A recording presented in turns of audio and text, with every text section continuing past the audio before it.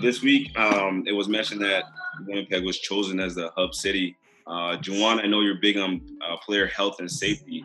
What kind of things would you like to see in place before you feel safe entering that bubble? For me, it's not necessarily what I would want to see in place.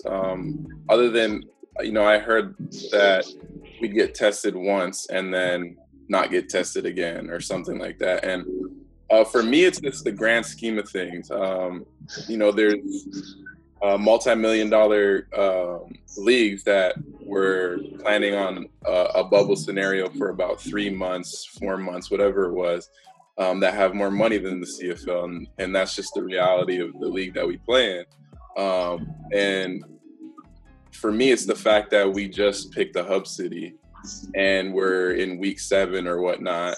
And they already had a plan set in place for 3 months, meaning the leagues with more money. So now for me, it's kind of like, well, if we do end up in a bubble scenario, how much of it has been planned and has it been rushed? And are we putting guys' health at risk, whether it be the virus or even giving guys time to prepare for a season?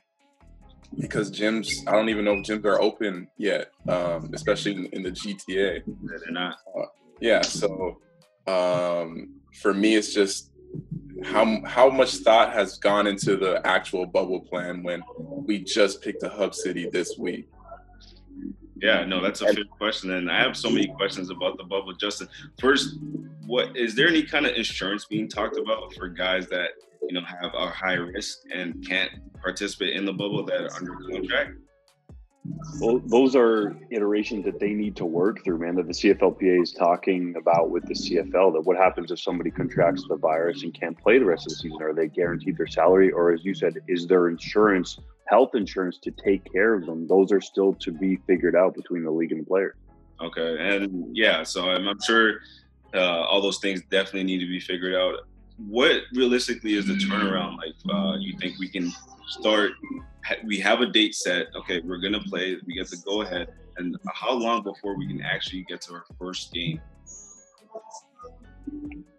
Man, if you guys look at the time schedule that's sort of in front of us, right? You have to isolate in your home city for 14 days potentially, and then 7 days when you get there. So let's just say with all the travel and just even getting settled, that'll probably take about a month. And that's not even counting the time it takes to coordinate all of the logistics to get everybody there, right? So let's say that's the month of August.